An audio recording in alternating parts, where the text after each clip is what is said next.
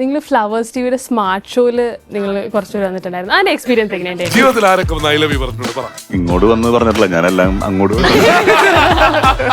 അങ്ങനെ ഒരു അവസരം ഇതുവരെയായിട്ട് ഞാൻ ആർക്കും കൊടുത്തിട്ടില്ല. അതിന് മുമ്പ് ഞാൻ പോയി പറഞ്ഞിട്ടുണ്ട്. അപ്പൊ നമ്മുടെ അതെ, ഒന്ന് രണ്ടെണ്ണം ആളല്ലേ? ഞാൻ ഇങ്ങനത്തെ ഒരു ഗെയിമൊക്കെ ഇങ്ങനെ ഒരു അല്ലെ ഇങ്ങനെ ഒരു റിയാലിറ്റി ഷോയിൽ പോയി ചെയ്യുന്നത് ഞാൻ ചെയ്തിട്ടൊന്നുമില്ല ഇവരുടെ സ്റ്റേജിൽ.